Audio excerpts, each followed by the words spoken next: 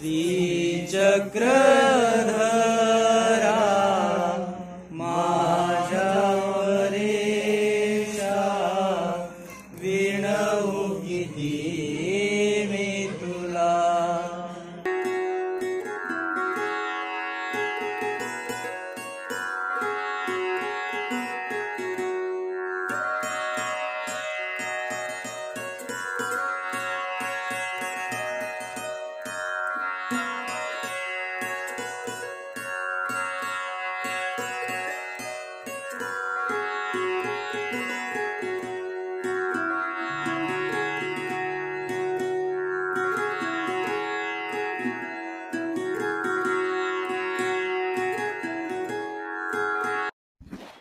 दंडवत हो।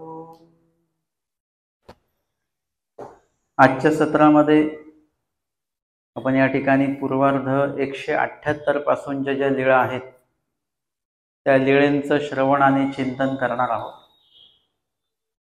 गदाना वनदेवी वस्ती, गदाना गावा पश्चिमे टेकावरी, पूर्वामुखे वनदेवाचे देऊळ, तेथ गोसाव्यांची वस्ती झाली। परिभ्रमण करत असताना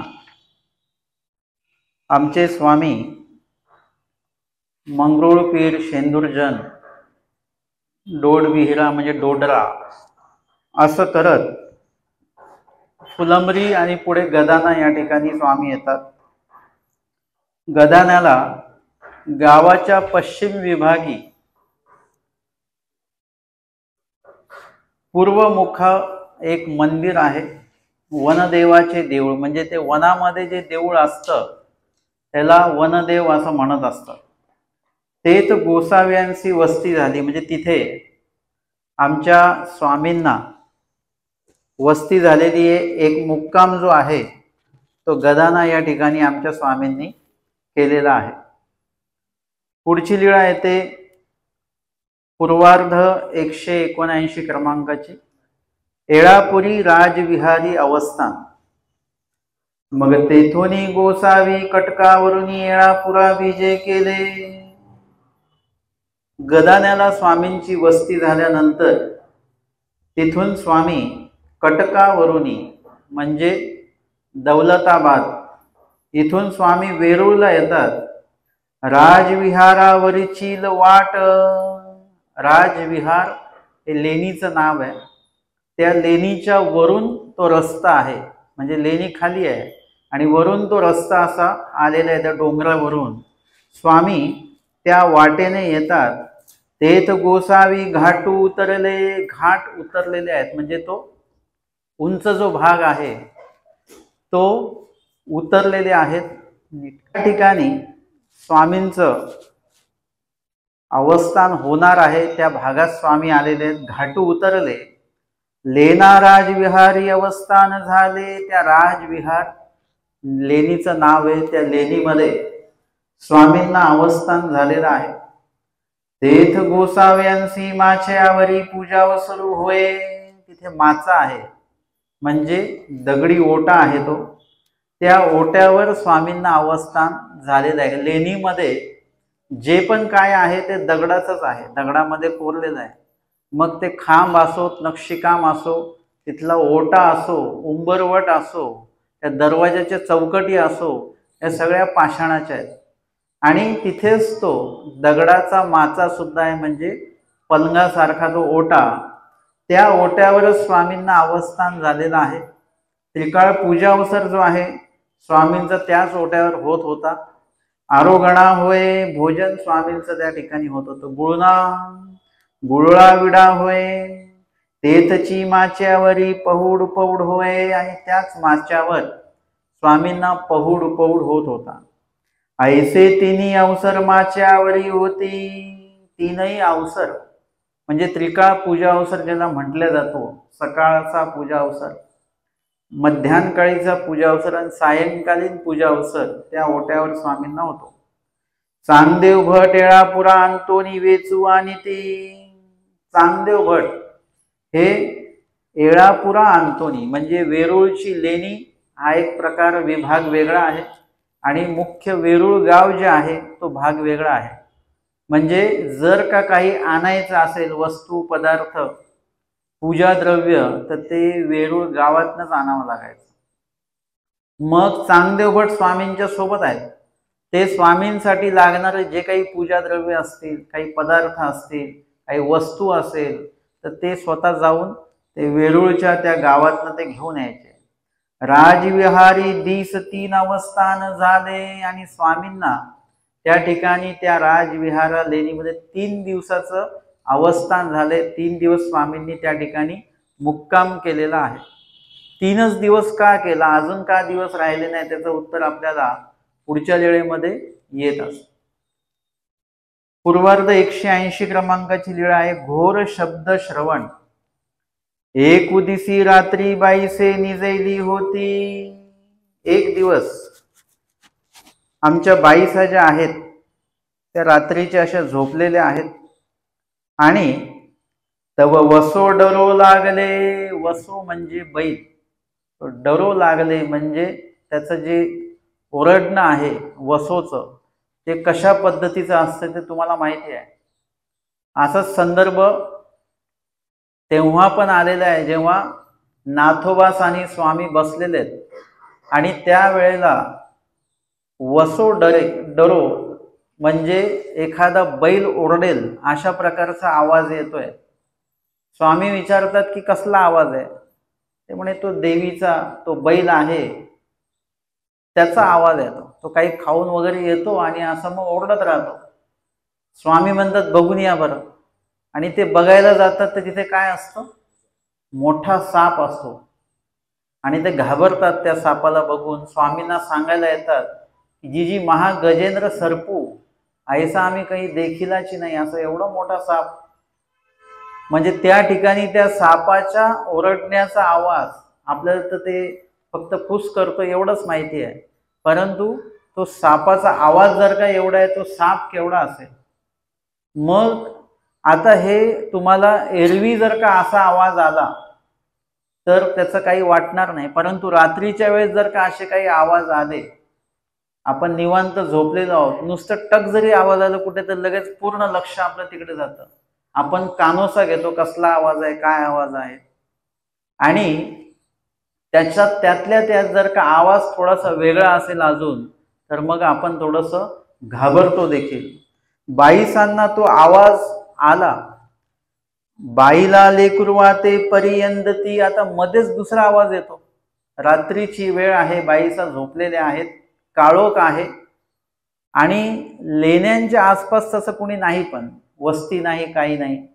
आणि मध्येच आवाज येतो आहे की आई आहे ती आपल्या मुलाला पाळण्यात टाकून जेव्हा ती अंगाई गीत गाते ते अंगाई गीताचा आवाज येतो आहे. म्हणजे रात्रीची वेळ आहे आणि कुणीतरी आई आपल्या लेकरासाठी काहीतरी अंगाई गीत गाते आहे असा आवाज त्या गायनाचा येतो.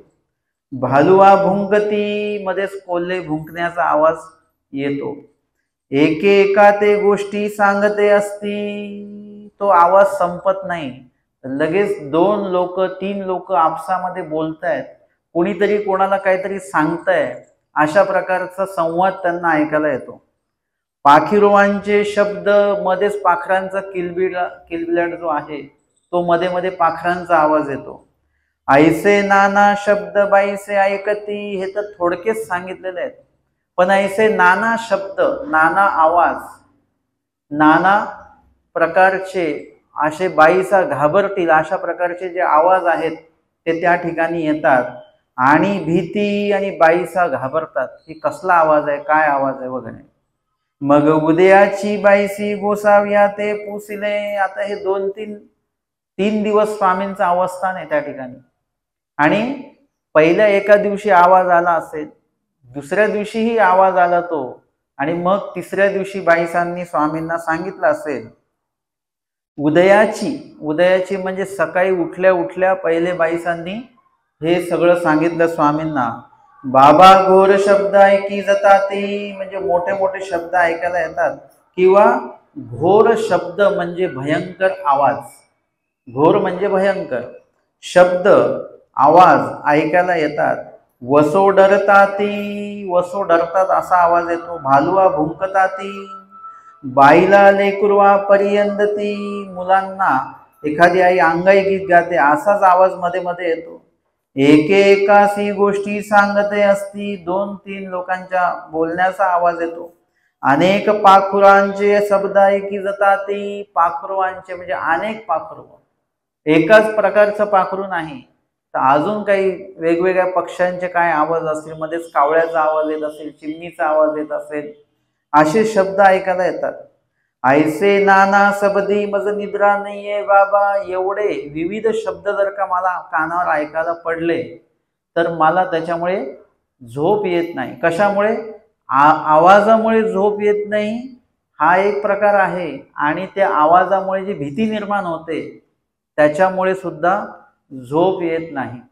कधी कधी असं असतं ना की आपण गाढ झोपलेलो असतो, झोप चांगली होते आपली, परंतु त्याच्यामध्ये एवढे स्वप्न पडतात, इतके स्वप्न पडतात की सकाळी जेव्हा तुम्ही उठता तेव्हा तुम्हाला झोप पूर्ण झालीच नाही आपली असं वाटत असतं. म्हणजे दिवस आपला थोडासा खराब जात असतो. म्हणजे झोपलेलो असून सुद्धा झोप होत नाही. इथे तर प्रत्यक्ष बाईसांची अजिबात झोप होत नाही.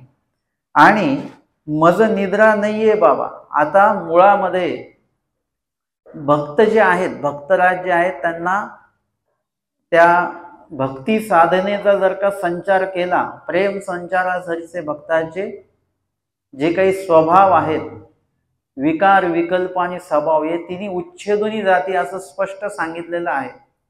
मग या ठिकाणी बाईसांना निद्रा येत नाही, जर का अष्ट स्वभावच नाही तर निद्रा येण्याचा काही संबंध नाही. परंतु निद्रा स्वभावाचा भाग असा आहे की आपल्याला झोपल्याशिवाय चालत नाही, रात्रीची झोप घ्यावीच लागते.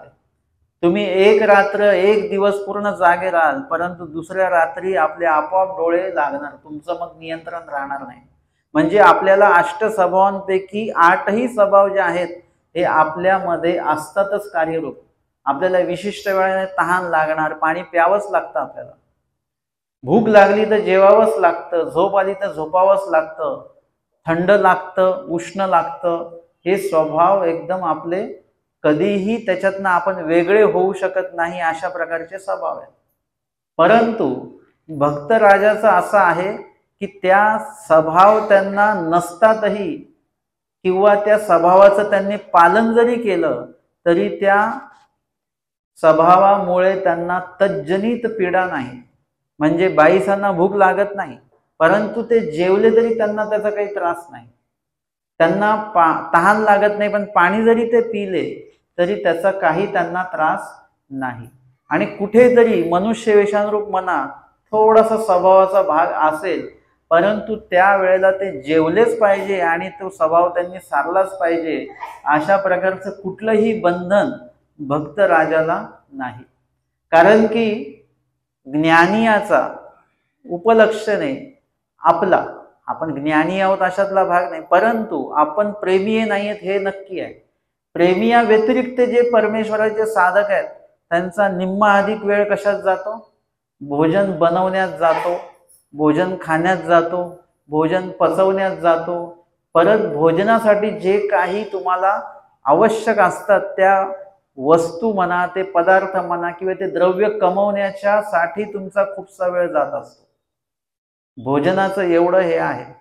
आज आपण जेवढे काही धावपळ चालू आहे, कशासाठी चालू आहे? पोटासाठी. सगळं पोटासाठी चालू आहे. आपण कोणाची तरी चाकरी करतोय, कोणाची तरी गुलाम झालो, परंतु ते कशासाठी? त्याच्यासाठीच आहे, पोटासाठीच आहे. आता पण खूप लोक निरोपणाला नसतील आले, त्याचं कारणच ते आहे, स्वयंपाक बनवायचा आहे, हे करायचं आहे, ते करायचं आहे, कोणी कामाला गेलेलं आहे. म्हणजे इतर साधकांचा भरपूर वेळ याच्यातच जातो. स्वभावाच्या संदर्भामध्ये ते नियोजन व्यवस्थापन करण्यामागे. आणि त्या व्यतिरिक्त भक्तराज जे आहेत त्यांचा संपूर्ण वेळ कशामध्ये जातो? परमेश्वराच्या सेवेमध्ये जातो. त्यांना कुठल्याही प्रकारे तहान, भूक, झोप काहीच कसलीच आवश्यकता नाही आहे. आपण थोडी धावपळ केली तर आपण म्हणतो आम्हाला थोडा आराम करावा लागेल, मला तहान लागलेली आहे, मग तहानसाठी पाणी प्यायला जा. म्हणजे आपला वेळ आपण देवासाठी देत असताना मध्ये मध्ये आपण स्वतःला पण वेळ द्यायला लागतो आपल्याला, त्याच्याशिवाय जमत नाही ते. परंतु भक्तराजाचं तसं नाही, पूर्णपणे समर्पित परमेश्वराला असतात. त्याच्यामुळे कुठेही त्यांना त्यांच्या स्वभावामुळे ईश्वराच्या सेवेमध्ये अडचण येत नाही. आपल्याला आपल्या स्वभावामुळे अनेक वेळा ईश्वर सेवेमध्ये अडचण येत असते. काहींना स्मरण करायचं असतं म्हणून ते बसतात, मांडी वगैरे घालून टेकून बसतात, पण थोड्या वेळाने त्यांच्या पायाला मुंग्या येऊन जातात. म्हणजे स्वभाव त्यांचा आडवा येतोय, त्यांची प्रकृती त्याच्यामध्ये अव्यवस्था निर्माण करून राहिलेली आहे. भक्तराजाला ती समस्या नाही. मग या ठिकाणी आपण बघितलं की बाबा बाईसा म्हणतात की माझं निद्रा नाहीये बाबा, मी भीती असे बाबा आणि मला भीती सुद्धा वाटते. अष्ट स्वभावामध्ये हे येतं. क्षुधा, पिपासा, मलमूत्र, शीत, उष्ण, भय आणि निद्रा. म्हणजे भय हे जे आहे हे पण स्वभावामध्ये येतं. हे इतर व्यक्तींना असतं, पण भक्तराजाला हे अष्ट स्वभाव नसतात, त्याच्यात भय सुद्धा नसतं. आणि इथे तर आलेलं आहे की देवा मला भीती सुद्धा वाटते आहे. मग ती भीती का वाटते बरं? हा आहे सन्निधानातला भोग. म्हणजे सन्निधान आणि असन्निधान या दोन्ही ठिकाणी आपण कर्म जोडलेले असतात. काही विधी करत असताना त्या विधी अंतून काही अविधी जोडलेले असतात. ते सर्वच्या सर्व आपल्याला भोगायचे असतात. काहीही कर्मांमध्ये कुठल्याही प्रकारची तडजोड केल्या जात नाही बरं का. तुम्ही म्हटले की आम्ही विडे ठेवल्यामुळे कर्म मागे पुढे होतात. तुम्ही तुमची रोजची कामं मागे पुढे करून बघा बरं. टिफिन जो सकाळी द्यायचा तो दुपारी बनवा. नाश्ता जो सकाळी बनवायचा रात्री बनवून बघा बरं, जमतं का काही? तुम्हाला तुमच्या रोजच्या जेवणाची वेळा तुम्हाला बदलता येत नाही. तुम्हाला तुमची उठण्या झोपण्याची बसण्याची वेळ बदलता येत नाही. तुम्हाला तुमच्या नोकरीची वेळ बदलता येत नाही. तुम्हाला तुमच्या मुलांच्या शाळेची वेळ बदलता येत नाही. आणि इथे आम्ही म्हणतोय की एका वेळेने आम्ही आमचे कर्म मागे पुढे करतोय की हे दुःख आम्हाला नको पाहिजे. हे काय असं साधी सुधी गोष्ट आहे का? लगेच नको पाहिजे मग नाही भेटणार तुम्हाला, असं नाहीये. जे आहे तेच तुम्हाला ग्रहण करावं लागेल, ते स्वीकारावं लागेल. पात्री पडिले भोजन कीजे याचा व्यापक अर्थ आहे. जी परिस्थिती तुमच्या समोर येणार त्या परिस्थितीला तुम्ही स्वीकारा, त्याला तुम्ही नकारू शकत नाही. आणि तुम्ही जरी म्हटले की नाही मला नको पाहिजे, तुम्ही आजारी पडलात, कडू औषध दिलं, तुम्ही म्हटले मला नको पाहिजे, तुम्ही नाही म्हटलं नाही तर प्रश्न सुटले का? तुम्हाला कितीही इच्छा नसेल तरी ते कडू औषध तुम्हाला घ्यावं लागेल. त्याला वेगळा कुठलाही पर्याय नाहीये. तसं कर्म जे आहेत ते कर्म भोगावे लागतं, त्याला कुठला वेगळा पर्याय नाहीये. तो पर्याय जर का देवानी निर्माण केला तर निर्माण होऊ शकतो, परंतु तो पर्याय सगळ्यांसाठी नसतो बरं का. तुम्ही जर का म्हटले आम्हाला गर्दीतनं जायचंय आणि आमच्या गाडीला सगळ्यांनी रस्ता दिला पाहिजे, तुमची किती इच्छा असली तरी लोक रस्ता देतील का? त्यासाठी तुम्हाला कशात असावं लागतं? एक तर VIP गाडीत असावं लागतं, नाही तर ॲम्ब्युलन्समध्ये असावं लागतं, तरच रस्ता मिळेल. त्याच्या व्यतिरिक्त आपल्याला असं कुठली सुविधा भेटणार नाही. म्हणजे त्यासाठी तुम्हाला परमेश्वराचं भक्त व्हावं लागतं. तेव्हा कुठे त्या गोष्टींची नियोजनबद्धता परमेश्वर करतात. पण त्याच्यामध्ये पण आमचे स्वामी सांगतात की अनुसरला जरी व्यक्ती असेल तरी प्रारब्ध भोगे क्षयो, म्हणजे प्रारब्ध हे भोगूनच त्याचं क्षालन करावं लागतं. परंतु त्यातल्या त्यात ते अनुसरलेले असल्यामुळे त्यांच्यासाठी कर्माची त्रिविधता आहे. अजून कर्म कसे भोगवायचे आहेत? दैवस्वा भोग आहे, कर्मस्वा भोग नाही. देवता भोगवत नाहीत, तर परमेश्वराच्या मनोधर्मातील दोष भोगविला जातात, ते कर्म भोगविल्या जातात. ही सुविधा मात्र त्यांना आहे. मग भक्त असण्याचं काय अधिक लाभ काय आहे? तर भक्त असतील तर त्यांना अजून पण सुविधा आहेत की त्यांना या ठिकाणी जे काही कर्म आता भोगविल्या जातात, जसं भीती वाटते बाईसांना, ही भीती वाटते आहे, तर ते सन्निधानातले काही कर्म असतील, असन्निधानातले काही कर्म असतील, ते त्या माध्यमातून काय केले जातात, ते नासल्या जातात. त्या ठिकाणी बाईसांना कधीतरी दचक देतात, म्हणजे घाबरवतात स्वामी. त्यावेळेला जे काही दचकतात बाईसा, त्याच्यामध्ये अनेक त्यांच्या कर्मांचा नाश होऊन जातो. भक्ताचे बैसल्याची चरितार्थ होय, काही जास्त धावपळ करावी लागत नाही, कारण की ती धावपळ त्यांनी खूप आधी केलेली आहे. परमेश्वराला समर्पित झालेले आहे. आवडी त्यांनी परमेश्वरासाठी पूर्णपणे समर्पित केलेली आहे, वेळ दिलेला आहे देवाला, आणि वेळ प्रसंगी जीव देण्याचं सुद्धा कार्य परमेश्वरासाठी, म्हणजे जिवंतपणी सुद्धा जीव लावणे देवासाठी आणि परमेश्वरासाठी म्हणून सर्व समर्पित करण्याचा जो लाभ आहे, जे गोमटा आहे, ते त्यांनी मागच्या जन्मामध्ये भरपूर कष्ट घेतलेले आहेत. ज्या विद्यार्थ्याने वर्षभर कष्ट करून अभ्यास केलेला आहे त्याला परीक्षेच्या वेळेला अभ्यास करायची आवश्यकता नसते, फक्त एकदा वाचलं की त्याला जात. पण ज्यांनी ते कष्ट वर्षभर घेतले नाही आहेत त्याला मग परीक्षा जवळ आली की त्याला सतत ते वाचन करावं लागतं, भरपूर कष्ट घ्यावे लागतात. ज्ञानी याला भरपूर कष्ट घ्यावे लागतात, आणि भक्तराज जे आहेत त्यांनी याआधी पूर्वी कष्ट घेतलेले असल्यामुळे आता त्यांना जास्त अधिक कष्ट नाही. बसल्या ठिकाणीच परमेश्वर त्यांना असे विधी घडवतात, असे योग घडवतात, सेवादास्य घडवतात की त्यांच्या एका कर्मामध्ये अनंत कर्म नासले जातात, एका सेवेमध्ये. आणि म्हणून आपण जर का लीळा चरित्र पाहिलं तर आमच्या आचार्य भट्टोबासांना स्वामींनी श्वान मुखे खीर खायला लावलेली आहे. श्वान मुखे म्हणजे श्वान कशा पद्धतीने खीर खातो बघितलं तुम्ही कधी? पाणी कसा पितो जिभेनी, तशा पद्धतीने तुम्ही काय करा, त्या खिरीचं ग्रहण करा की जेणेकरून बाईसांना वाटलं पाहिजे की कोणीतरी श्वान असेल, उपलक्षणे कोणीतरी येऊनच ही खीर खाल्ली, माणसाने खीर खाल्लीच नाही असं बाईसांना पटलं पाहिजे. आणि स्वामींनी ती लीळा करायला लावलेली आहे. आता असं का करायला लावलं? श्वान मुखेच का? तर त्यावेळेला तिथे आपल्याला चिंतन केल्यानंतर लक्षात येतं की श्वाना उपलक्षणे जेवढे काही कर्म असतील हिंस्र पशुचे, श्वान हा कसा आहे? हिंसक आहे, मांसाहारी आहे. अशा पद्धतीचे जेवढे काही प्राणी आहेत तामस, त्यांच्या कर्माचा नाश करायचा आहे. म्हणून तिथे सशाच्या मुखाने सांगितलं नाही किंवा गायीच्या मुखाने सांगितलं नाही, श्वानाच्याच मुखे सांगितलेलं आहे.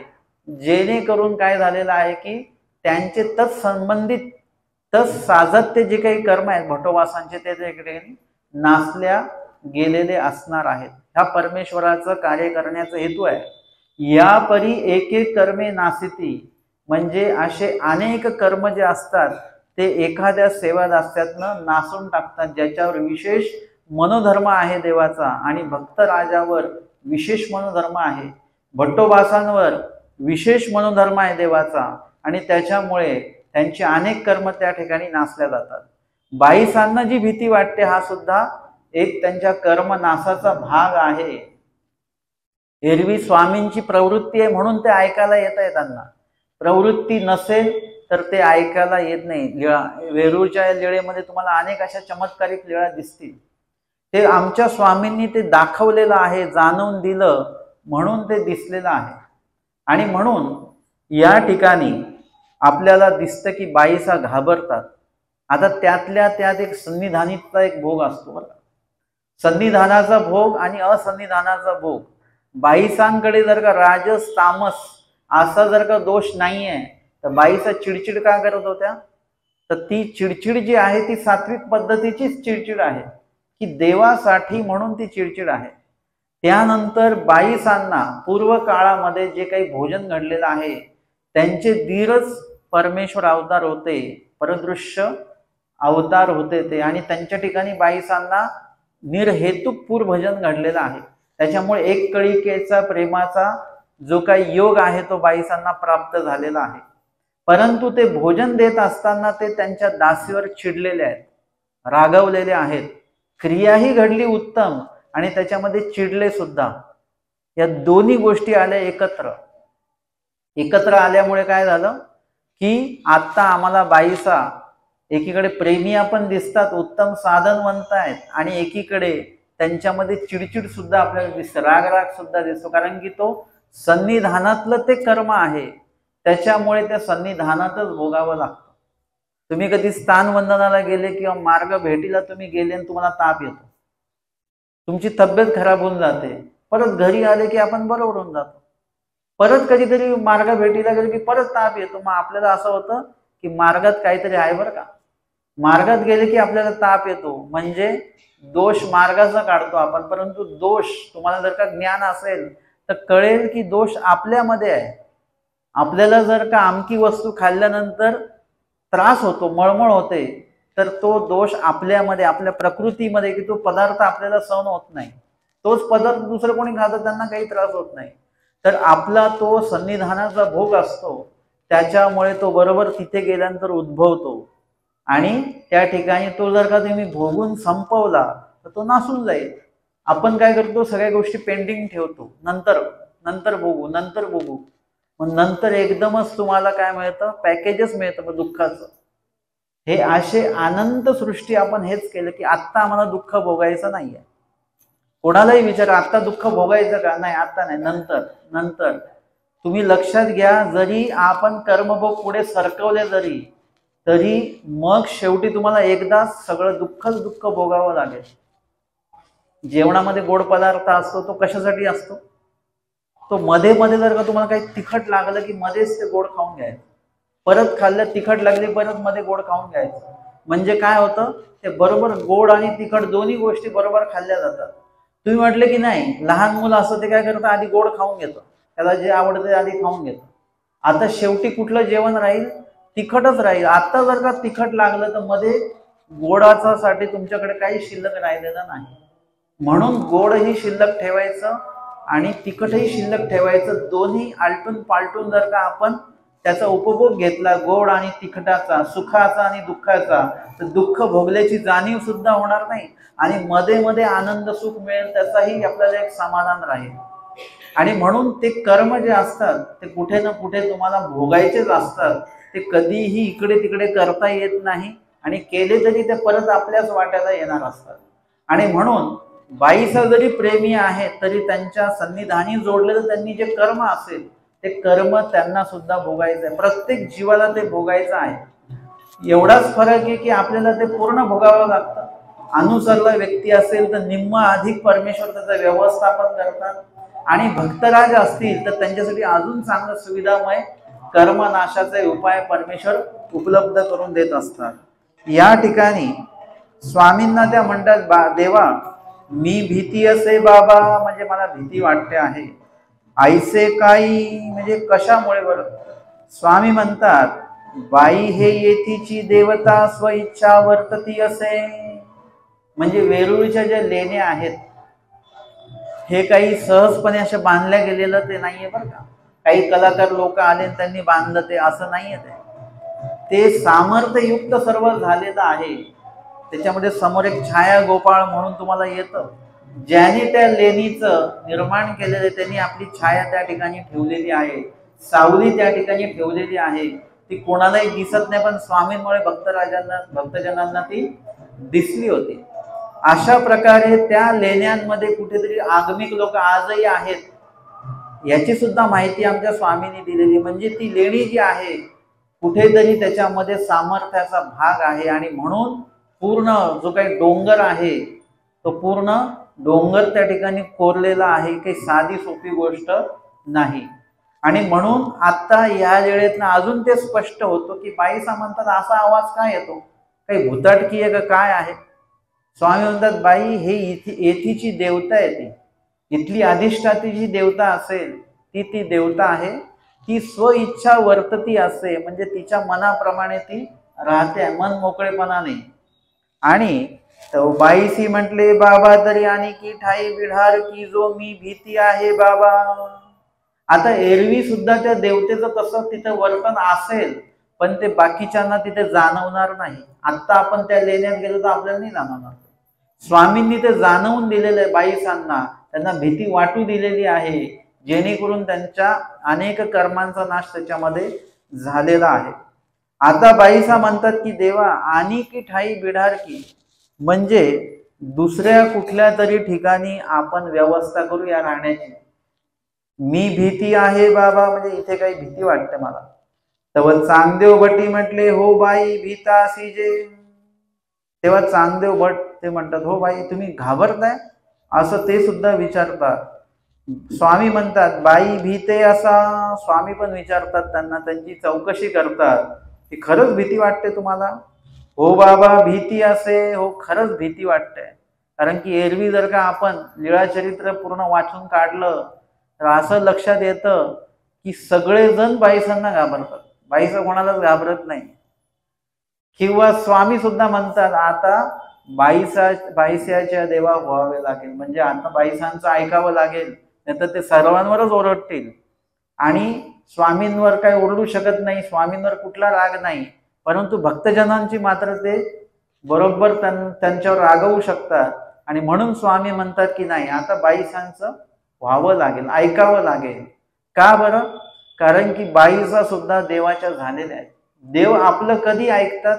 जेव्हा आपण सुद्धा देवाचं ऐकतो त्याच वेळी देव सुद्धा आपलं ऐकत असतात. नाही तर एरवी देवांना काही रिकाम पण नाही आपल्यासाठी. अनेक भक्तजन आहेत, अनेक योग्यताकारक जीव आहेत, जे स्वामी 800 वर्षापासून इथून गेलेले आहेत, ते परत इथे आले नाहीत. त्याचं कारणच ते आहे, अनंत जीव आहेत, अनंत जीवांच्या सातऱ्या पडल्या असते, अनंत जीव आहेत, आपणच एक आहोत अशातला काही नाही.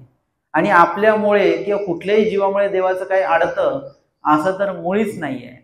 आणि म्हणून या ठिकाणी परमेश्वर जे आहेत ते सुद्धा बाईसांचं ऐकतात. म्हणजे लीळा चरित्र बघितलं तर सर्वजण बाईसांना घाबरतात, बाईसा कोणालाच घाबरत नाही. पण स्वामी उदास होतील याला मात्र बाईसा घाबरतात.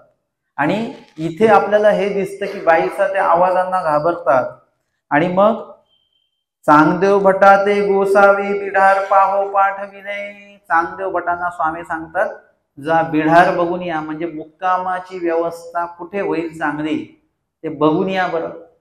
म्हणजे ते व्यवस्थापन जे आहे, मुक्कामाची व्यवस्था म्हणजे नुसतीच मुक्कामाची व्यवस्था नसते, त्या व्यवस्थेसोबत अजूनही बाकीच्या काही गोष्टी त्याच्यामध्ये समाविष्ट असतात. तर त्या सुद्धा त्या ठिकाणी त्याचं व्यवस्थापन सुद्धा योग्य पद्धतीचंच असलं पाहिजे, तरच तिथे आपण थांबू शकतो, राहू शकतो. आणि म्हणून चांगदेव भटांना पाठवलं स्वामींनी. बटिका जा बिडार पाहुनी या, बिडार बघून या बरं. हो काजी ते गेले, ते बिडार बघण्यासाठी गेले. चतुर्विधाचा मड पाहुनी आले, आणि चतुर्विधाचा मड ते चांगदेव भट जे आहेत ते बघून आलेले आहेत. तिथे दुसरा पाठभेद जो आहे तो चतुर्वेदाचा, असा सुद्धा एक पाठभेद त्याच्यामध्ये येतो. म्हणजे या ठिकाणी 4 प्रकारच्या देवतेंचं अधिष्ठान असावं, किंवा 4 प्रकारचं काहीतरी त्या ठिकाणी वेद वगैरे म्हणा त्याचं पठण त्या ठिकाणी झालेलं असावं, असं काहीतरी तिथे असावं. त्याच्यामुळे त्या मठाला ते नाव पडलेलं आहे. जी जी 3 मड असती, त्या ठिकाणी 3 मड आहेत, म्हणजे 3 त्या विभाग आहेत, त्याच्यामध्ये स्वतंत्र विभाग आहेत. एकू गोसाव्या लागी, म्हणजे स्वामींसाठी एक स्वतंत्र व्यवस्था असली पाहिजे. आणि एकू बाईसा लागी, म्हणजे बाईसांसाठी एक स्वतंत्र व्यवस्था असली पाहिजे, म्हणजे महिला विभाग स्वतंत्र असला पाहिजे. स्वामींचं अधिकरणांचा एक विभाग एक वेगळा असला पाहिजे. आणि मग इतर जो विभाग आहे रांधावया लागी, रांधण्यासाठी एक वेगळा विभाग पाहिजे. म्हणजे 3-4 गोष्टी ज्या आहेत या बरोबर साधल्या गेल्या पाहिजेत. म्हणजे व्यवस्थापन व्यवस्थित झालं पाहिजे. स्वयंपाक जी विभाग आहे, स्वयंपाक विभाग वेगळा आहे, बाईसांचा विभाग वेगळा आहे, आणि स्वामींसाठी स्वतंत्र विभाग आहे. अशा प्रकारचं ते व्यवस्थापन, तसं बिढार, तशी ती लेणी, चतुर्विध मठ जो म्हटला जातो ज्याला, त्या मठामध्ये या 3 विभाग ते बघून आलेले चांगदेव भट. स्वामी म्हणतात बटिका बिडार पाहो जाणागा, म्हणजे त्यांनी म्हटलं की मी एक मठ बघून आलेलो आहे आणि त्याच्यामध्ये 3 विभाग आहेत. स्वामींनी विचारलं असेल की 3 विभाग म्हणजे कशा कशासाठी, आणि त्याचं त्यांनी विश्लेषण केलं की 3 मठ कशा कशासाठी आहेत, त्याचं विश्लेषण करता आलं पाहिजे. एकदा आम्ही एका अधिकाऱ्यांना भोजनानंतर 3 गोष्टी खायला दिल्या. एक आळशी होती, एक ओवा होता, आणि एक बडीशोप होती. मग ते म्हटले की त्यांनी बघितलं की त्यांना इच्छा नव्हती, म्हणजे खायचं नसेल म्हणा वगैरे, किंवा संदेह होता की खायचं की नाही खायचं. मग मी त्यांना म्हटलं की बाबा हे आळशी, याच्याने कफ होत नाही, हे ओवा आहे याच्याने गॅस होत नाही, आणि हे मुखशुद्धी आहे बडीशोप, याच्याने पचन चांगलं होतं. याचं विश्लेषण मी दिलं. ते म्हटलं थोडं थोडं सगळंच द्या.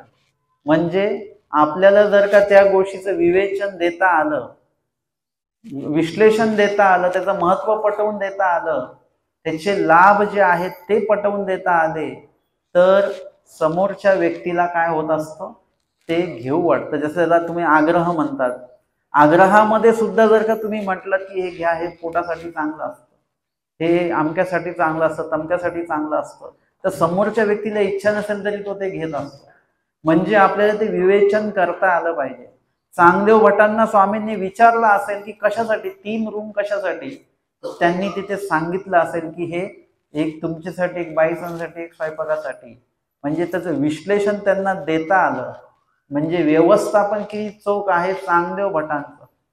चांगदेव भटांचं वयच मला कळत नाही नेमकं किती आहे. ते लहान पण आहेत, आमचे स्वामी त्यांना खेळायला पाठवतात, एवढे लहान सुद्धा आहेत ते. आणि स्वामींसाठी बिढार पाठवायला सुद्धा, बघायला सुद्धा आमचे स्वामी पाठवतात आणि ते व्यवस्थित बघून येतात, एवढे मोठे सुद्धा आहेत ते. म्हणजे वयाने जरी लहान असले तरी संस्काराने म्हणा किंवा कौशल्याने म्हणा, मात्र ते चांगले, आजच्या भाषेत ज्याला तुम्ही मॅच्युअर्ड म्हणतात तशा प्रकारचे संस्कार त्यांचे आहेत. आणि प्रत्यक्ष स्वामींच्या सेवेमध्ये असणं, जानोपाध्यांना स्वामींनी नाही म्हटलं, पण चांगदेव भटांना मात्र स्वामींनी यायला हो म्हटलेलं आहे. म्हणजे कितीतरी मोठा संस्कार आहे त्यांचा. आता इथे सुद्धा स्वामी त्यांची प्रशंसा करतात की बिडार पाहो जाना गा, म्हणजे तुम्हाला बिडार कसं बघायचं, मुक्कामाचं ठिकाण कसं असलं पाहिजे याची जाणीव तुम्हाला आहे. येतुकेनी बाईसा करवी मात्रा करविली. आणि मग स्वामींनी साहित्यांची तयारी आवरासावर करायला सांगितलेली की आता हे तुम्ही सर्व आवरा, आपल्याला त्या मठामध्ये जायचं आहे. बाईसी अवघी आयती केली, बाईसांनी अवघी आयती केली, सर्व तयारी केली. गोसाव्यांची तेथ त्रिरात्री अवस्थान होते. त्या राजविहारामध्ये, या लेणीमध्ये स्वामींना 3च दिवस मुक्काम का होता, त्याचं उत्तर आपल्याला लीळेतनं सापडलेलं आहे की बाईसांना भीती वाटत होती, त्यामुळे ती जागा स्वामींनी बदललेली आहे. स्वामी सांगतात की आपण्या उपद्रव उठी त्याचा असंबंध कीजे. ज्या जागेचा, ज्या वस्तूचा, ज्या पदार्थाचा आणि ज्या व्यक्तीचा आपल्याला त्रास होतो त्याच्यापासनं आपण लांब जायचं. आपण काय करतो, त्यांनाच लांब करायला बघतो. पण सोपा उपाय काय असतो, आपण तिथून लांब जाणं. आपण स्मरण करतोय, कुणीतरी अन्य वार्ता करतोय, आपण त्यांना म्हणतो तिकडे बसा बरं तुम्ही. परंतु एक वेगळा सोपा उपाय असतो की आपण जर का गपचूप उठून गेलो तर बोलायची वेळ येत नाही, चिडचिड होत नाही आणि समोरच्याला दुखावणं होत नाही. आता समोरचा काही एवढा आज्ञाधारक नसतो की तो तुमच्यासाठी अन्य वार्ता बंद करेल. तो देवाचा ऐकत नाही, तो आपलं काय ऐकणार. अन्य वार्ता बंद होत नसते बरं का. देवाने स्वतः सांगितले तरी अन्य वार्ता कधीच बंद होत नाही, ती सुरूच राहते. मग याचा अनुभव जर का आपल्याला असेल तर आपणच तिथून उठून बाजूला जायचं, जागा बदलायची. कारण की अन्य वार्ता केल्यामुळे ती जागा आता दूषित झालेली आहे. त्या ठिकाणी आपण आता बसायचं नाही ध्यान साधनेला. आपण आपली जागा बदलू शकतो, सात्विक जागा निवडू शकतो आपण आणि आपली साधना आपण करू शकतो. म्हणून या ठिकाणी देवता आहेत, पण आमच्या स्वामींनी देवतेला जायला सांगितलेलं नाहीये. स्वामी तिथून दुसऱ्या जागेमध्ये जातात. त्या देवतेची स्वतंत्रता जी आहे, म्हणजे कदाकाळी परमेश्वराला सर्वांचं व्यवस्थापन करायला लागतं. कुठेतरी करंजखेडला पानुनायकाच्या घरी आमचे स्वामी आहेत, तिथून देवतांना देवाने तिथून बाजूला केलेलं आहे. ते घर तसं निर्दोष करून टाकलं. परंतु या ठिकाणी मात्र देवाने तसं केलेलं नाही, कारण की हे देवतेचं त्या ठिकाणी अधिष्ठान आहे, त्या ठिकाणी देवता राहते. मग आता परमेश्वर काही त्यांना त्रास देत नाही. मग स्वामीच तिथली जागा बदलतात. एरवी परमेश्वर जरी असले तरी कुठे कशा पद्धतीने कसं वर्तन करायचं आहे ते आपल्याला आमच्या स्वामींच्या अनेक लीळेतनं बघायला मिळतं. आणि म्हणून स्वामी बाईसांना सांगतात की बाई आता तुम्ही मात्रा करविली, म्हणजे सगळी सामानांची बांधाबांध करायला लावली. बाईसांनी सर्व आयती केली. गोसावी तेथ त्रिरात्री अवस्थान होते आणि मग स्वामी तिथून बीजे करतात. कुसुमेश्वरावरोनी चक्रपाणी हुनी एक विरे हुनी महाकाळे हुनी चतुर्विधाच्या मडासी बीजे केले पाहत पाहत. आता बघा, स्वामी आहेत तरी सुद्धा कुणीतरी म्हटलं आणि ते ऐकलं असं नाहीये. कुणीतरी म्हटलं की ही वस्तू चांगली आहे, आपण लगेच मान्य नसते करायची. ही वस्तू का चांगली, कशी चांगली आहे ते सर्व त्याच्यावर वाचा, त्याच्याबद्दलची माहिती काढा. बरं, दुसऱ्या वस्तू का नाही चांगल्या ह्याच्यामधल्या त्याचा सुद्धा अभ्यास करा. सर्व बाबी तुम्हाला माहिती असल्या पाहिजे. आमचे स्वामी सरळ चतुर्विधाच्या मठामध्ये गेले नाहीत. आमचे स्वामी चक्रपाणी मठ, कुसुमेश्वरचं ते मठ असेल, तिथून चक्रपाणीचा मठ आहे, एक विरेचा तो मठ आहे, महाकाळ देवतेच्या संबंधित असलेला तो मठ आहे. हे सगळं बघत बघत स्वामी गेले की या आधी चांगदेव भटांनी पण थोड्या वेळा आधी ते सर्व बघितलेलं आहे. आणि ते बघून सुद्धा त्यांनी चतुर्विध मठच पसंत का केला चांगदेव भटांनी, ते स्वामींनी त्या ठिकाणी जाऊन पाहिलं की कुठे काय आहे, कुठे कसं काय आहे व्यवस्थापन. हे चांगदेव भटांना आवडलं नाही की आमचे स्वामी आहेत, बाईसा आहेत, स्वामींचं पूर्ण व्यवस्थापन आहे, ते कुठल्याही अशा मठामध्ये नाही झालं पाहिजे ज्याच्यामध्ये स्वामींची गैरसोय होईल. ते अशाच ठिकाणी झालं पाहिजे इथे सर्व सोय व्यवस्थापन व्यवस्थित पद्धतीने होईल. आणि ज्या ठिकाणी सात्विकता पण तर एक लागते की नाही. एखादं ठिकाण चांगलं आहे पण सात्विकताच नाहीये, एखाद्या ठिकाणी सात्विकता, त्या ठिकाणी ठिकाण अयोग्य आहे परंतु सात्विकता मात्र आहे. अशा दोन्ही तिन्ही बाबी बघाव्या लागतात. मग त्या ठिकाणी बाकीचे तिन्ही चारही मठ जे आहेत ते चांगदेव भटांनी नकारलेले आहेत की नको, हे नको, हे नको. स्वतः निर्णय घेतलेला आहे की देवासाठी काय योग्य असेल हे त्या दृष्टीने त्यांनी पाहिलेलं आहे. कधी आपण स्वतःच्या दृष्टीने बघत असतो परंतु आपण देवाच्या दृष्टीने पण बघितलं पाहिजे. आपल्याला जर का पंगत करायची असेल तर पदार्थ आपण कुणाच्या दृष्टीने ठेवतो, देवाच्या की आपल्या? आपण आपल्या दृष्टीने ठेवतो. आपल्याला काय चालतं, कोणी म्हटलं साबुदाण्याची खीर ठेवा, शेवयाची ठेवा, कारण की शेवयाची खीर आपल्याला आवडत असते. आमचे दादोस होते, ते दादोसांना सुद्धा श्वेत उपार आवडायचा, त्याच्यामुळे ते कोणालाही सांगायचे खिरीचा उपार करा. आम्ही काय धरून ठेवलं, चक्रधर स्वामींना खीर आवडते हे आम्ही धरून ठेवलं आणि जो तो खिरीचीच पंगत आहे, देवाला खीर आवडत होती. परमेश्वर म्हणजे कोण आहेत हे तर लक्षात घेऊ आपण. त्यांच्या ठिकाणी कुठल्याही प्रकारची आवड निवड नाही. हे कोणी सांगितलं? महादाईसा म्हणतात की गोसावी ईश्वर, ईश्वरी काय आवड निवड असं काहीच नाहीये. स्वामींदा तुम्ही म्हणता ते बरोबर आहे, फक्त आता बाईसा म्हणतात तेवढं करा, बाकी तुम्ही म्हणता ते बरोबर आहे. तात्विक दृष्ट्या वैचारिक दृष्ट्या एकदम बरोबर आहे. देवाला कुठलीही आवड निवड नाही. आवड निवड पदार्थ याच्यामध्ये आपण अडकलेलो आहोत, देवाला त्याच्याशी काही घेणं नाही. तुम्ही पदार्थ कुठला देताय पेक्षा तो पदार्थ कशा बुद्धीने देताय ते देवासाठी जास्त महत्वाचं आहे. तुम्ही जर का सोन्याच्या ग्लासमध्ये पाणी देताय पण अहंकाराने देताय, देव त्या पाण्याचा स्वीकार करत नाही. परंतु तेच उदक जर का तुम्ही एखाद्या मातीच्या भांड्यात देताय पण आवडीपूर्वक देताय तर त्या उदकाचा परमेश्वर निश्चित स्वीकार करतात, प्रसन्नतेने स्वीकार करत असतात. म्हणून देवाला तशा प्रकारे कुठलीही आवडी निवडी हा प्रकार नाहीये. परंतु एखादा भक्त जर का त्या पद्धतीने ते जर का हे करत असेल, प्रदान करत असेल तर मात्र देवाला ते आवडतं. त्याचं देणं आवडत नाही तर त्याच्या देण्याचा जो भाव आहे तो देण्याचा भाव परमेश्वराला आवडत असतो. आणि या ठिकाणी चांगदेव भटांनी त्या दृष्टीने त्या मठाचं परीक्षण केलेलं आहे, निरीक्षण केलेलं आहे आणि देवाला आवडावं या दृष्टीने त्यांनी बघितलेलं आहे. स्वतःला आवडावं हे नाहीये त्याच्यामध्ये. कधी कधी काही गोष्टी आपल्याला आवडत नसतात, आपल्याला शक्य नसतात, परंतु तरीही देवासाठी मात्र त्या करायच्या असतात. हळूहळू त्या क्रियेमध्ये आपल्याला आवडी निर्माण व्हायला लागते.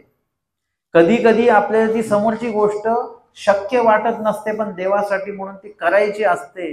यथा सांडवा प्रसंगी भटोबासांनी जे काही केलं, पाण्यात उतरून ते दगड त्यात बसव हे शक्यच नव्हतं, पण भटोबासांनी ते शक्य केलं कारण त्यांना माहित होते की आपले फक्त कष्ट उपयोगी लागणार आहेत, बाकीचं सर्व परमेश्वर करून घेणार आहेत. म्हणून कशाला महत्व द्यायचं?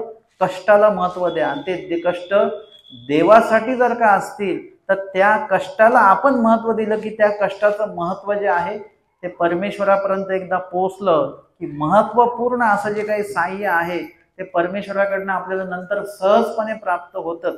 आपण त्याची काळजी करायची नाही. एका विशिष्ट वेळाने तुम्ही इतकं पुढे जाता की देवाच्या साह्याची पण अपेक्षा तुम्ही ठेवत नाही.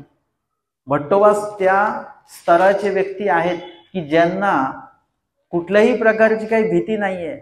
जर का स्वतःला जर का वाहून घेतलं मी तर निश्चितपणे हा सांडवा बांधून तयार होईल. मी फक्त निमित्त आहे. आणि यदा कदाचित हे बांधता बांधता जर का मी वाहून गेलो तर ती सुद्धा तयारी बरं का. आपल्याला वाहून घ्यायची तयारी असते पण वाहून जायची तयारी आपली नाही. आपण देवाला आधीच म्हटलेलं की देवा साधाईसांना वाचविले तसं मला पण वाचवा. आधीच आपण आपली विमा पॉलिसी काढून ठेवतो की मी वाहून गेलो नाही पाहिजे. का बरं? हा विचार नाथोबासांनी केलेला नव्हता की मी वाहून गेलो नाही पाहिजे बरं का, देवा मी उडी मारतो पाण्यात म्हणून त्यांनी विचारलेलं आहे का? आधी कुठलं स्तोत्र म्हटलंय का? नाही म्हटलं. आमच्या साधाईसा पाण्यात उतरताना देवाला विनंती नाही केली की मी बुडाली नाही पाहिजे. त्यांनी आधी बुडण्याची तयारी दाखवली. तेव्हा स्वामींनी तारण्याची पूर्ण तयारीनिशी स्वामी तिथे बसलेलेच आहेत. म्हणजे त्या वेळेला आपल्याला वाहून घेताही आलं पाहिजे आणि वेळ प्रसंगी वाहून जरी गेलो आपण देवासाठी तर ती सुद्धा तयारी आपली आपली पाहिजे. आणि बाईसांनी स्वतःला इतकं वाहून घेतलेलं होतं की ते पाण्यात वाहून चालले तर त्याची सुद्धा त्यांना कुठल्याही प्रकारची काळजी नाहीये.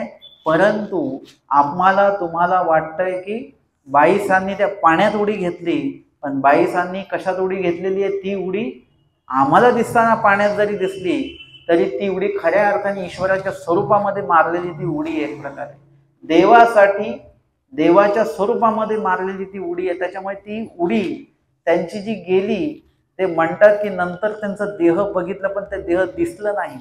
कसं काय दिसेल? ती उडी त्या पाण्यात नव्हतीच ना. त्या पाण्यात उडी मारली असती तर देह भेटला असतं. पण ती ईश्वरासाठी ईश्वराच्या स्वरूपात मारलेली उडी होती. त्याच्यामुळे त्या ठिकाणी बाईसांचं देह जे आहे ते दिसलं नाही, भेटलं नाही. म्हणजे अशा प्रकारे आपली ही तयारी असली पाहिजे. आणि देवाला काय आवडतं त्याला प्राधान्य आपल्याला देता आलं पाहिजे. ते प्राधान्य चांगल्या बटाने दिलं की सर्वांच्या दृष्टीने आपल्याला ते व्यवस्थापन बघायचं आहे. आणि स्वामी सुद्धा ते बघत बघत जातात. का बरं? स्वामींना माहिती नाही का बाकीचे 3 मठ कसे आहेत ते? परंतु ते का बघायचे आहेत की चांगदेव भट्टांना सुद्धा त्याचं महत्व वाटलं पाहिजे की मी सांगितलं म्हणून देवाने ऐकलेलं नाहीये. देवाने तरी जाऊन बघितलं तिथे का योग्य नाहीत मठ. याचं विश्लेषण जे मी केलं ते देवाला पटलं पाहिजे, देवाने बघितलं पाहिजे. आणि चांगदेव भटांना पण बरं वाटलं पाहिजे की हो बरोबर मी जे निरीक्षण केलं ते बरोबर आहे. म्हणजे मी कुठे चुकलो नाही. देवाच्या सेवेमध्ये मी पूर्णपणे व्यवस्थापन माझं व्यवस्थित केलेलं आहे, निरीक्षण व्यवस्थित केलेलं आहे, याचं समाधान त्यांनाही वाटलं पाहिजे. आमचे स्वामी एकांक काळामध्ये जेव्हा उभया हाटवटी विजे करतात आणि एखाद्या खानावळीमध्ये स्वामी जातात, तिथे भोजन करतात, त्यावेळेला तिथे स्वामींनी म्हटलेलं आहे की त्यांचं जे भोजन आहे त्याला कुठल्याही द्रव्याची किंमत नव्हती. ती त्यांची क्रिया अनुरागासारखा आहे. म्हणजे त्याच्यामध्ये इतकी आवड आहे. आणि ते भोजन करताना ते भोजन करणारे जे आहेत ते स्वामींकडे बघतात. जेव्हा स्वामी पहिला घास घेतात स्वामी म्हणतात बरोबर ह्याला मीठ बरोबर झालेलं आहे बरं का, थोडंसं अजून तिखट पाहिजे होतं. एखादा गोड पदार्थ खाताना स्वामी म्हणतात यासी गुळ पुरला, यासी नाही पुरला. ते म्हणतात श्रीप्रभूंनी पण असंच म्हटलं. तुम्हाला लक्षात येईल एखादी सुगरणबाई असते जिला भोजन बनवण्याची आवड असते बरं का, त्या व्यक्तीला जर का आपण म्हटलो ना मीठ बरोबर झालंय, थोडंसं मीठ अजून पाहिजे होतं, बाकी हे, तर त्या व्यक्तीला ते बरं वाटतं. आपल्या जेवणाचं मूल्यमापन केलं म्हणजे भोजन करणाराही त्या स्तराचा आहे की त्याला तो पदार्थ कसा असला पाहिजे माहिती असणं गरजेचं आहे. नाही तर तुम्ही कष्टाने बनवलं आणि विचारलं कशी झाली भाजी, छान झाली. खीर कशी झाली, छान झाली. असं वृक्ष जर का प्रतिक्रिया दिली तर ते जेवण बनवणाऱ्याला सुद्धा खूप काही बरं वाटतं असं नाही. परंतु त्याचं मूल्यमापन जर का केलं त्याला नावं ठेवणं म्हणत नाही बरं का. म्हणजे काही काही ठिकाणी असं असतं की आम्ही पहिला घास घेतला की ते बघतच असतात आमच्याकडे, कशी झाली भाजी, हा व्यवस्थित झाली, मीठ फक्त घेऊन या सगळ्यांसाठी. म्हणजे त्यांना बरं वाटतं की व्यवस्थित झालेला आहे पदार्थ. म्हणजे देवानी सुद्धा जर का अशा प्रकारची प्रतिक्रिया दिली की तुम्ही बनवलेला पदार्थ कसा झाला. आमच्या सादाईसाने एकदा लाडू बनवले, तो पाक बनवायला ठेवला आणि ते गेल्या भिक्षेला, आणि परत येईपर्यंत तो पाक झाला कडक. आता त्याचे लाडू बांधले कसे तरी, परंतु ते काय झालं, लाडू झालेच नाही, ते असं दगडच झाले चांगले. मग स्वामी म्हणतात हे असं कसं, ते म्हणतात देवा ते असं झालं, मी पाक ठेवला आणि मी भिक्षेला जाऊन आली आणि मंद आचेवर तर ठेवलेलं असावं कदाचित, ते येईपर्यंत ते असं असं झालं. स्वामी म्हणतात बहुत सुग्रणीय देखील या, परंतु असं पाक याच्यावर ठेवून चुलीवर ठेवून भिक्षेला जाणे ते सुग्रण पहिल्यांदाच बघतोय आम्ही. म्हणजे ते त्या गोष्टीचं दुःखही त्यांना झालं असेल आणि स्वामींनी त्याचं माहिती त्यांना सांगितली असेल कसा तो पाक बनवायचा काय वगैरे, त्याचा आनंदही त्यांना झालेला असावाच. म्हणजे अशा पद्धतीने आपल्याला त्या दृष्टीने बघता आलं पाहिजे. आणि ते जे तुम्ही निरीक्षण परीक्षण केलेलं आहे, परमेश्वर ज्याचं तेव्हा जेव्हा त्याचं मूल्यमापन करतात तेव्हा आपल्याला सुद्धा बरं वाटतं की आपण काहीतरी चांगलं देवासाठी करू शकलो.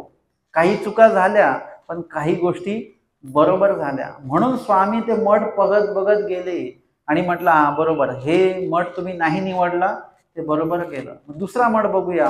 कुसुमेश्वराचा बघितला, आता आपण चक्रपाणी मठ बघूया, तोही बघितला. स्वामी म्हटलं बरोबर, हाही मठ तुम्ही नाही निवडला ते बरोबर केलं. आता हे लिळेमध्ये आलेलं नाही पण हा संवाद झालेलाच असणार आहे तिथे. आणि असं करत करत महाकाळिकाचा तो मठ बघितला आणि महाकाळाचा तो बघितला. त्या ठिकाणीही स्वामींनी तो मठ बघितला आणि स्वामींनाही तो मठ पसंत पडला नाही. आणि मग चतुर्विध मठामध्ये स्वामी आले. पाहत पाहत सगळे मठ बघत बघत मढू प्रत्ययासी आला आणि मठ, तो जो चतुर्विधाचा मठ आहे तो स्वामींना पसंतीला पडला. प्रत्ययासी आला म्हणजे आवडला, स्वामींनाच नाही बाईसांनाही तो आवडला. आणि चांगदेव भट्टांनी जे काही निरीक्षण केलेलं होतं, जे काही बरोबर निवडलेला होता तो मठ, त्याच्यामध्ये यत्किंचितही चूक नव्हती. ही एक विशेषता आहे. आपण कार्य देवासाठी करावं आणि देवाने त्याच्यातनं एकही चूक काढू नये असं शक्य नाही. काही ना काही ना चूक आपली होणारच.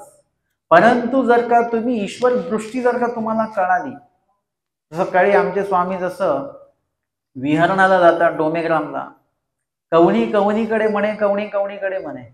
कोणी म्हणतं आपण इकडे जाऊया, आज पश्चिमेला जाऊ, कोणी म्हणतं उत्तरेला जाऊ, कोणी म्हणतं पूर्वेला जाऊ, कवणीकडे म्हणे. आणि बाहुल्य भट्टोबा गोसावी यांची प्रवृत्ती जाणती इतकं वाहून घेतलेलं आहे की स्वामी विहरण स्थानाविषयी काल काय बोललेत हे त्यांनी लक्षात ठेवलं, त्याचं चिंतन केलं. आणि आज स्वामींना कुठे जायचंय विहरणाला याचा 99.99% अंदाज भट्टोबास बरोबर लावतात. आणि भट्टोबास म्हणती तेऊ ते गोसावी बीजे करती. भट्टोबास म्हणतात तिथे जात नाही स्वामी, स्वामींना जिथे जायचं असतं भट्टोबास त्याच ठिकाणाचं नाव बरोबर घेतात. आणि स्वामी तेऊ तेच बीजे करती. म्हणजे तुमची पसंत जी आहे ती देवाची पसंत असली पाहिजे. आणि हे कधी होतं, जेव्हा देवाची जी पसंत असेल तीच आपली पसंत असेल तेव्हा परमेश्वरही तुमचं बरोबर ऐकतात. आमचे भट्टोबास स्वामींना सांगतात की देवा श्री प्रभू गोसावे यांची प्रसाद दुटी स्वीकरी जोजी. ही भट्टोबासांची पसंत नाहीये, ही खऱ्या अर्थाने स्वामींची पसंत आहे. स्वामींची पसंत तीच आपली पसंत असं ज्यांनी मानलं, असे पतिव्रता स्त्री असते. जो पती म्हणेल ते पतीची जी आवड तीच आपली आवड. याला म्हणतात पतिव्रता धर्म. म्हणजे पतीच्या आज्ञेच्या एक अंश सुद्धा इकडे तिकडे बाहेर नाही. असं जेव्हा होतं त्यावेळेला ते पतिव्रता धर्म जो आपल्याला सुद्धा पाळायचा आहे. आपले जे नित्यपती आहेत ते परमेश्वर आहेत, त्यांच्या त्या चौकटीमध्ये आपल्याला राहून आपली जी कर्माची चौकट आहे ती आपल्याला मोडायची आहे.